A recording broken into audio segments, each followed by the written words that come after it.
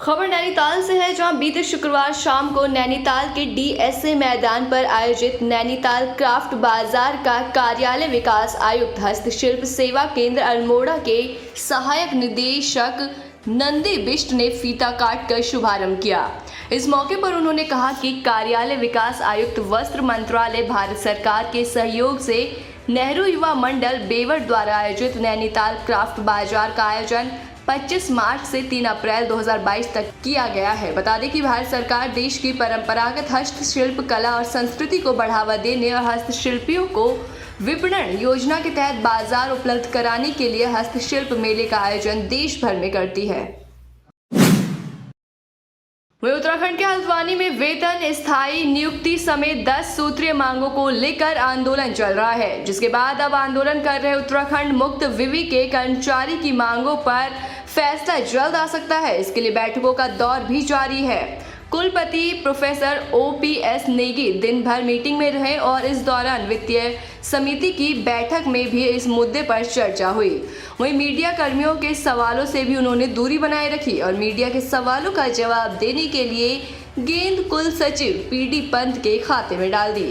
बहरहाल सूत्रों की माने तो कर्मचारियों की कुछ मांगों पर विश्वविद्यालय हरी झंडी दिखा सकता है। शासन के निर्देशानुसार कर्मचारियों को वेतन मिल रहा है और बैठकों का दौर जारी है। चल रही है।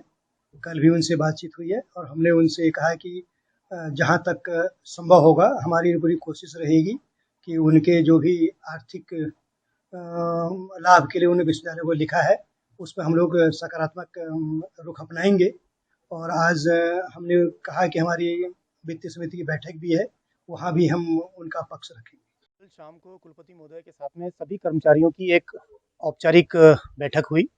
उस बैठक में सभी कर्मचारियों ने अपने अपने मुद्दे कुलपति महोदय के सामने प्रस्तुत किए और उनके द्वारा आश्वस्त किया गया कि आपके पास अगर आधार है तो हमें कोई भी कार्य करने में कोई दिक्कत नहीं होगी। आप हमें आधार दें और उस आधार पर हम आपका जो भी वेतन वृद्धि, नियोजन या और जो भी आपकी समस्या है उसको हम पूरा करेंगे।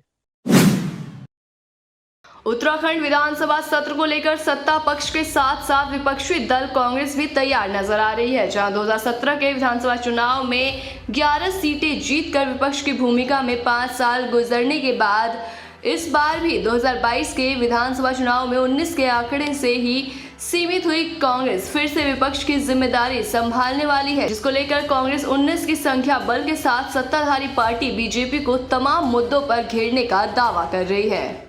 कि सत्र शुरू होने वाला है। कल महामहिम राज्यपाल जी का अभिभाषण है, जिसके उपरांत उस पर चर्चा होगी।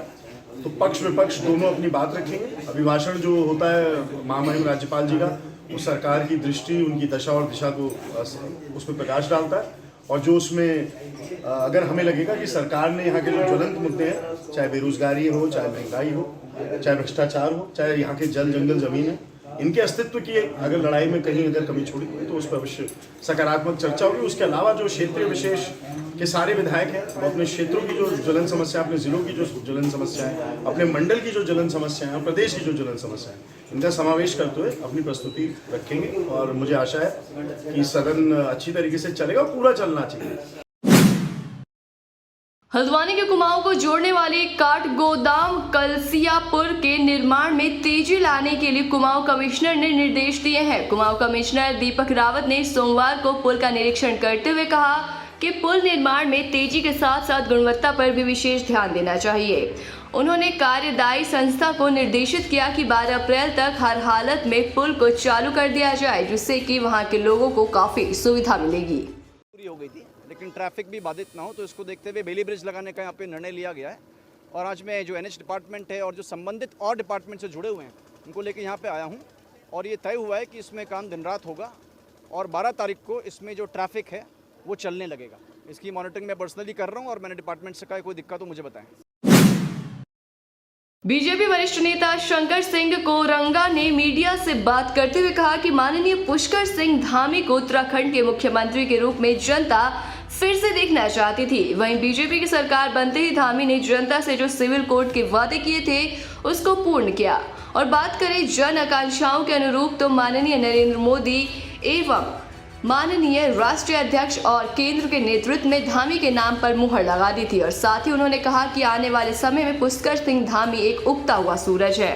पुष्कर सिंह धामी जी के नेतृत्व में उत्तराखंड में चुनाव लड़ा गया और पूरे प्रदेश में उनके नाम पर 47 सीटें बीजेपी की आई और उनके चेहरे को देखते हुए चुनाव लड़ा और पूरे जनता में उनकी मांग थी कि माननीय पुष्कर सिंह धामी जी को मुख्यमंत्री बनाया जाए। बच्चे से लेकर के, बुजुर्ग से लेकर के, महिलाओं से लेकर के तमाम सभी लोगों का एक जनमत था कि पुष्कर सिंह धामी जी को मुख्यमंत्री बनाया जाए।